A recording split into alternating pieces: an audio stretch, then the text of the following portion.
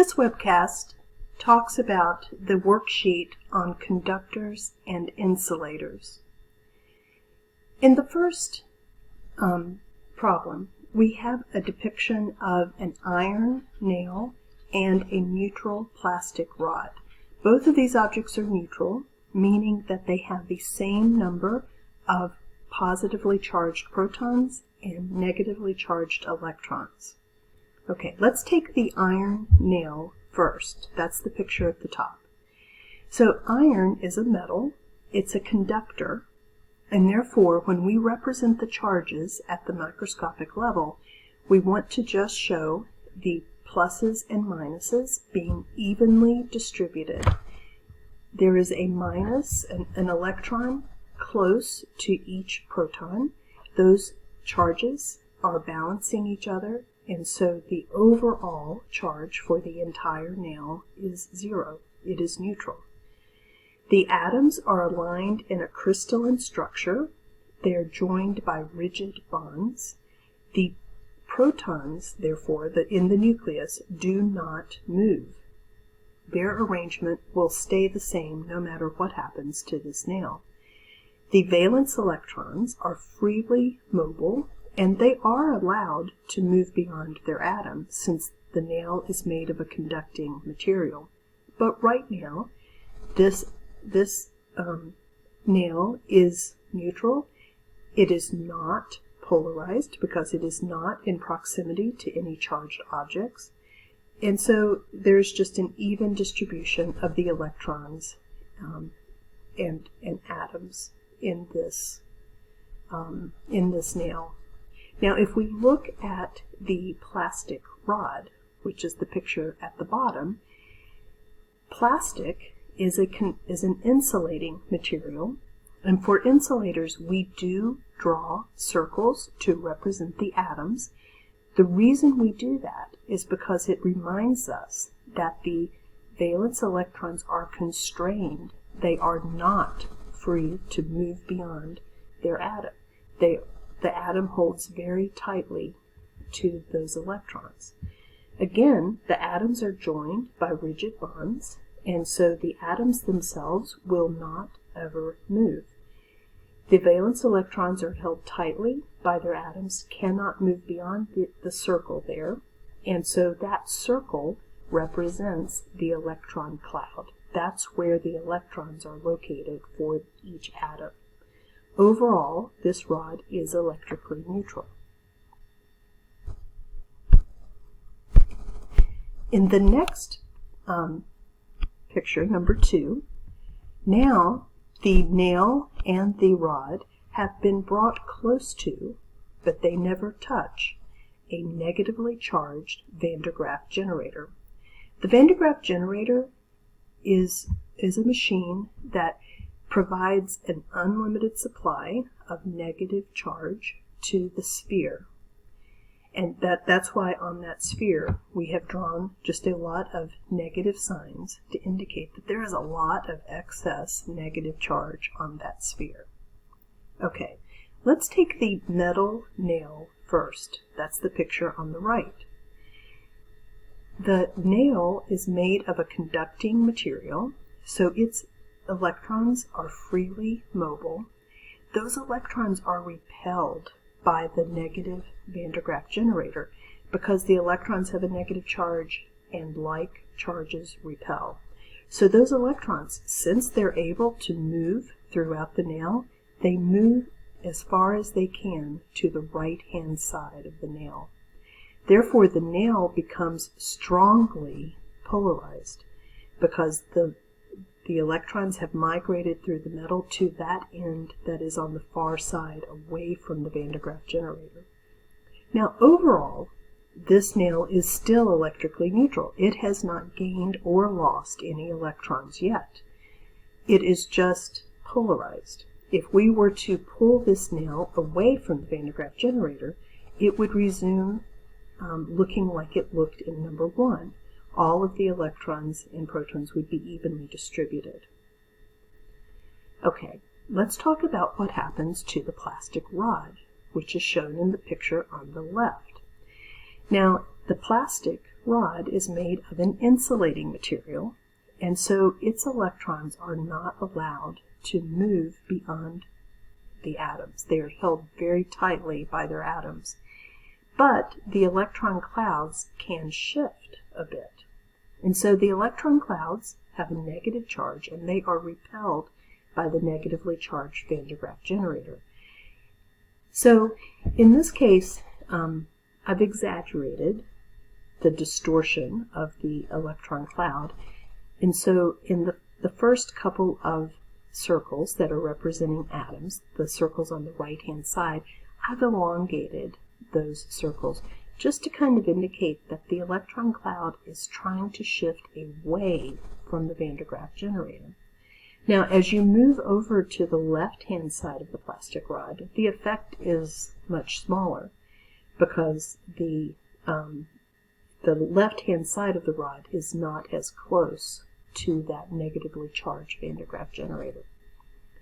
So there is a very weak polarization of this plastic rod. And so the side that is away from the Van de Graaff generator looks like it has a little bit more of a negative charge, and the side that is closer to the Van de Graaff generator looks like it has a little bit more of a positive charge. Overall, the rod is neutral. There are an equal number of protons and electrons.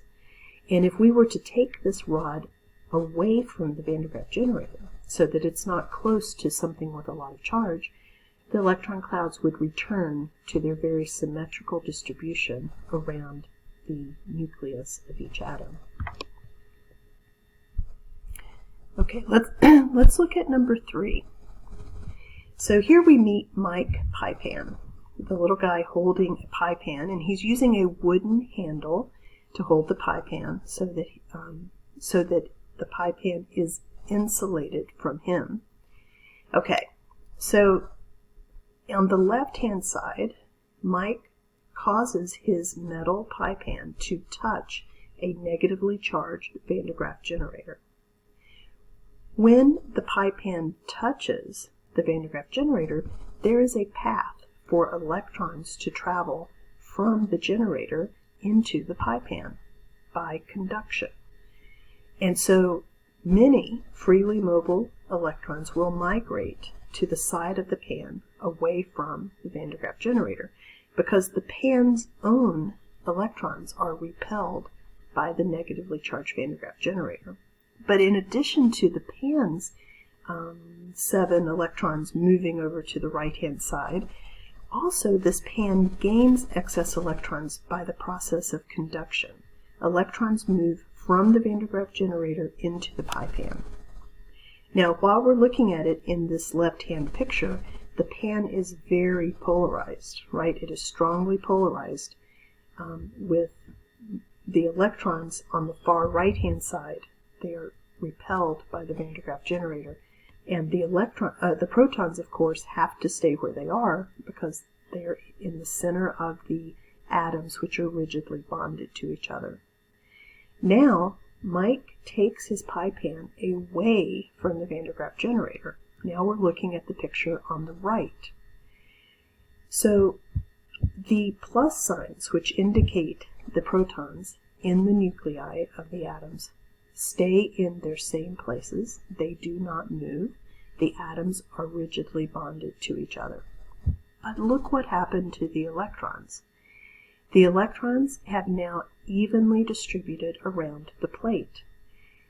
So the plate now has not only its original 7 electrons, but it also has additional electrons. The pan now has a net negative charge because it has more electrons than it does protons.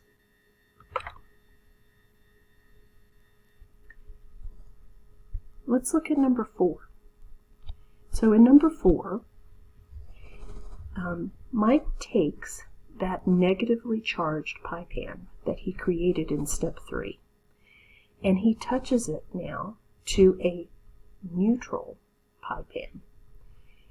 I've kind of changed here, and I apologize if that's confusing. I'm only showing the excess charges. So in number 3, I showed that that the pie pan gained 6 excess electrons by touching the Van de Graaff generator. And so now, that pan that had originally had the 6 excess electrons is now touching a neutral pan. Charge flows from the pan on the left to the pan on the right until both pans have the same charge. So the pan on the left originally had 6 excess electrons. The pan on the right had 0 excess electrons. It was neutral.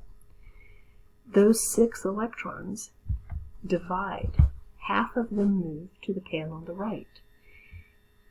That process of conduction occurs until both pans have the same charge.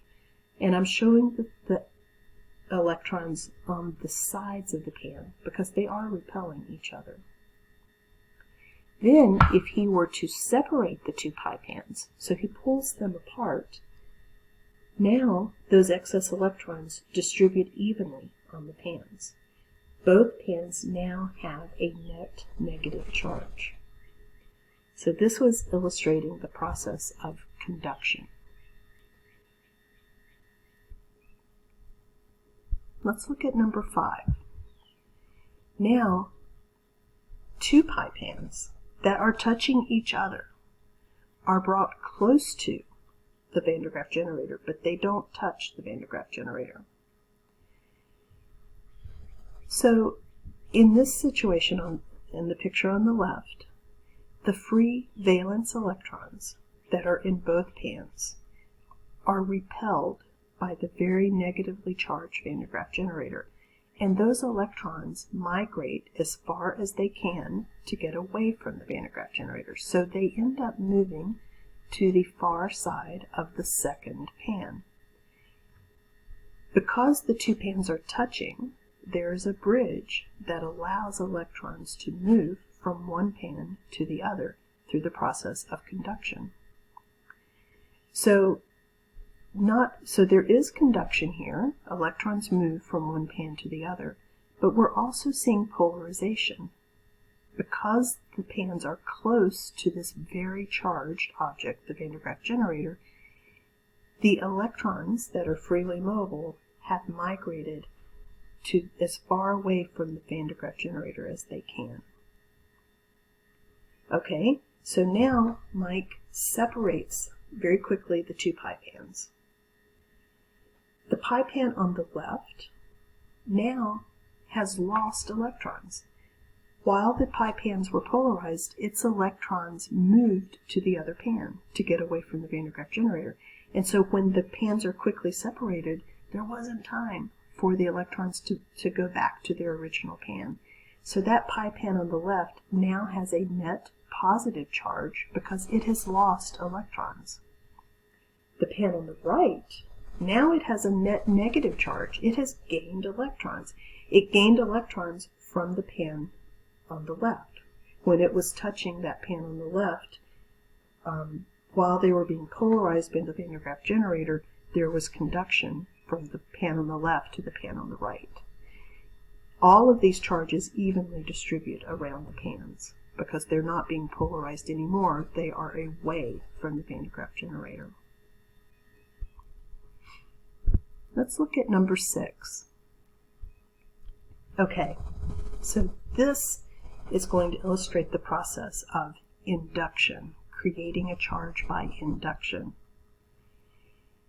In the picture on the left, Mike pie pan brings a neutral pan close to, but not touching, a negatively charged Van de Graaff generator. The pan becomes strongly polarized. The free electrons in the pan are repelled by the negatively charged generator, and so they migrate to the far side of the pan to be as far away from the Van de Graaff generator as they can. At this point, the pan is polarized, but its overall charge has not changed yet. If Mike were to take that pan away from the Van de Graaff generator, it still has the same number of protons and electrons, and they would return to being evenly distributed. Okay, but while the pan is polarized, Mike touches a grounding wire to the right-hand side of the pie pan. The right-hand side is where the electrons, the free electrons, have gathered because they were repelled by the Van der Graaf generator. But when he touches a ground wire to that side of the pan, that gives a path for the electrons to escape. They leak to the ground. And so now the pan has lost electrons, and it now has a net positive charge. So this is illustrating the process of induction to create a charge on this pan. It required two steps. First, Mike had to polarize the pan by bringing it close to the negatively charged Van der Graaf generator. Then Mike had to touch a grounding wire to the pan. And in order to get a positive charge on the pan, he had to touch the ground to the right-hand side of the pan where the electrons had gathered. This example does not show it, but let's talk about what would have happened if he had touched the grounding wire to the other side of the pan, the side that seemed to have a positive charge because its electrons had deserted it. If Mike had touched the grounding wire to the other side of the pan, electrons would have moved up from the ground into the pan, and the pan would have become negatively charged because it would have gained electrons so that it had more electrons than protons.